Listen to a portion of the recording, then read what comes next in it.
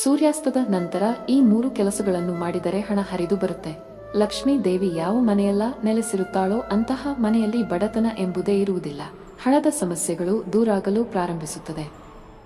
ಲಕ್ಷ್ಮೀ ದೇವಿಯ ನಿಮಗೆ ಒಲಿಯಬೇಕಾದರೆ ನೀವು ಸೂರ್ಯಾಸ್ತದ ನಂತರ ಯಾವ ಕೆಲಸಗಳನ್ನು ಮಾಡಬೇಕು ಗೊತ್ತೇ?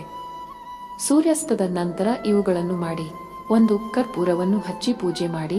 ಮುಸ್ಸಂಜೆಯ ನಂತರ ಅಂದರೆ ಸೂರ್ಯಾಸ್ತದ ನಂತರ ಮನೆಯ ದೇವರ ಕೋಣೆಯಲ್ಲಿ ಕರ್ಪೂರವನ್ನು ಸುಡುವುದರಿಂದ ನಿಮ್ಮ ಮನೆಯಲ್ಲಿ ಧನಾತ್ಮಕ ಶಕ್ತಿ ಉಳಿದುಕೊಳ್ಳುತ್ತದೆ. ಇದು ನಕಾರಾತ್ಮಕ ಶಕ್ತಿಗಳು ನಿಮ್ಮ ಮನೆಯನ್ನು ಪ್ರವೇಶಿಸದಂತೆ ನಿಯಂತ್ರಿಸುತ್ತದೆ. ಹಾಗೂ ಸೂರ್ಯ ಮುಳುಗುತ್ತಿದ್ದಂತೆ ಮನೆಯ ಮುಖ್ಯ ದ್ವಾರದಲ್ಲಿ ಕರ್ಪೂರವನ್ನು ಹಚ್ಚಿ ಲಕ್ಷ್ಮೀ ದೇವಿಯನ್ನು ಧ್ಯಾನಿಸಿ. 2. ದೇವರ ಕೋಣೆಯಲ್ಲಿ ದೀಪವನ್ನು ಬೆಳಗಿಸಿ. ಸೂರ್ಯಾಸ್ತದ ನಂತರ ಮನೆಯೆಲ್ಲ ದೀಪವನ್ನು ಹಚ್ಚಿಡುವುದನ್ನು ಅತ್ಯಂತ ಮಂಗಳಕರವೆಂದು ಪರಿಗಣಿಸಲಾಗುತ್ತದೆ. ಸೂರ್ಯಾಸ್ತದ ನಂತರ ನೀವು ಈ ಕೆಲಸವನ್ನು ಮಾಡುವುದರಿಂದ ಸಂಪತ್ತಿನ ಮುಖ್ಯ ದೇವತೆಯಾದ ಲಕ್ಷ್ಮೀ ದೇವಿಯು ನಿಮ್ಮ ಮನೆಗೆ ಆಗಮಿಸುತ್ತಾಳೆ. ಆದ್ದರಿಂದ ಸೂರ್ಯಾಸ್ತದ ನಂತರ ಅಥವಾ ಸೂರ್ಯ ಮುಳುಗಿದ ತಕ್ಷಣ ದೇವರ ಕೋಣೆಯಲ್ಲಿ ತುಪ್ಪ ಅಥವಾ ಎಣ್ಣೆಯನ್ನು ಬಳಸಿಕೊಂಡು ದೀಪವನ್ನು ಬೆಳಗಬೇಕು.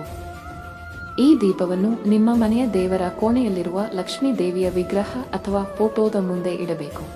3. ತುಳಸಿ ಪೂಜೆ ಮಾಡಿ. ಹಿಂದೂ ಧರ್ಮದಲ್ಲಿ ನಿಸರ್ಗವನ್ನು ದೇವರ ರೂಪದಲ್ಲಿ ಪರಿಗಣಿಸಲಾಗುತ್ತದೆ. ಪ್ರಕೃತಿಯಲ್ಲಿ ದೊರೆಯುವ ಹೆಚ್ಚಿನ ವಸ್ತುಗಳನ್ನು ದೇವರೆಂದು ಪೂಜಿಸಲಾಗುತ್ತದೆ ಅಥವಾ ದೇವರ ಪೂಜೆಯೆಲ್ಲ ಬಳಸಿಕೊಳ್ಳಲಾಗುತ್ತದೆ. ಅದೇ ರೀತಿ ತುಳಸಿ ಗಿಡವನ್ನು ಕೂಡ ಪೂಜಿಸಲಾಗುತ್ತದೆ. ತುಳಸಿ ಗಿಡವನ್ನು ಲಕ್ಷ್ಮೀ ದೇವಿಗೆ ಅತ್ಯಂತ ಪ್ರಿಯವಾದ ಸಸ್ಯವೆಂದು ಪರಿಗಣಿಸಲಾಗುತ್ತದೆ. ಸೂರ್ಯಾಸ್ತದ ನಂತರ ತುಳಸಿಯ ಬಳಿ ದೀಪವನ್ನು ಹಚ್ಚಿ ಪೂಜೆ ಮಾಡುವುದರಿಂದ ಲಕ್ಷ್ಮೀ ದೇವಿಯ ವಿಶೇಷ ಆಶೀರ್ವಾದ ನಿಮಗೆ ದೊರೆಯುತ್ತದೆ. 4. ಸೂರ್ಯಾಸ್ತದ ನಂತರ ಈ ಕೆಲಸಗಳನ್ನು ಮಾಡಿ. ಸೂರ್ಯಾಸ್ತದ ನಂತರ ನೀವು ಹುಳಿ ಪದಾರ್ಥಗಳನ್ನು, ಹಾಲು, ಉಪ್ಪು ಮತ್ತು ಅರಿಶಿನ ಇತ್ಯಾದಿಗಳನ್ನು ದಾನ ಮಾಡಬಾರದು. ಇದು ಲಕ್ಷ್ಮೀ ದೇವಿಗೆ ಕೋಪ ಬರುವಂತೆ ಮಾಡಬಹುದು ಮತ್ತು ನೀವು ಆರ್ಥಿಕ ಸಮಸ್ಯೆಗಳನ್ನು ಎದುರಿಸಬೇಕಾಗಬಹುದು. ನಂಬಿಕೆಗಳ ಪ್ರಕಾರ ಸಂಜೆ ಸಮಯದಲ್ಲಿ ಮನೆಯ ಬಾಗಿಲನ್ನು ಗುಡಿಸಬಾರದು ಅಥವಾ ಕಸವನ್ನು ಹೊರಗೆ ಎಸೆಯಬಾರದು. ಹಾಗೆ ಮಾಡುವುದರಿಂದ ಮನೆಯ ಲಕ್ಷ್ಮೀ ದೇವತೆ ದೂರ ಹೋಗುತ್ತಾಳೆ. ಸೂರ್ಯಾಸ್ತದ ನಂತರ ಮನೆಯನ್ನು ಕತ್ತಲೆಯಾಗಿ ಇಡಬಾರದು. ಈ ರೀತಿ ಮಾಡುವುದರಿಂದ ಮನೆಯಲ್ಲಿ ಋಣಾತ್ಮಕ ಶಕ್ತಿಗಳ ಹರಿವು ಹೆಚ್ಚಾಗುತ್ತದೆ. ಇದು ಮನೆಯಲ್ಲಿ ಬಡತನವನ್ನು ಉಂಟುಮಾಡುತ್ತದೆ.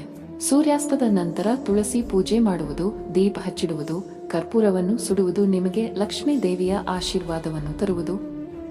ಇದು ನಿಮ್ಮ ಮನೆಯಲ್ಲಿ ಹಣದ ಸಮಸ್ಯೆಗಳು ಎದುರಾಗದಂತೆ ನೋಡಿಕೊಳ್ಳುತ್ತದೆ. ದಯವಿಟ್ಟು ವಿಡಿಯೋವನ್ನು ಲೈಕ್ ಮಾಡಿ, ಏಕೆಂದರೆ ಮುಂದಿನ ವಿಡಿಯೋವನ್ನು ಮಾಡಲು ನಮಗೆ ತುಂಬಾ ಅನುಕೂಲಕರವಾಗಿರುತ್ತದೆ. ನನ್ನ ಚಾನೆಲ್ ಚಂದಾದಾರರಾಗಿ ನಾವು ನಿಮಗಾಗಿ ಹೊಸ ಸಲಹೆಗಳನ್ನು ತರುತ್ತೇವೆ.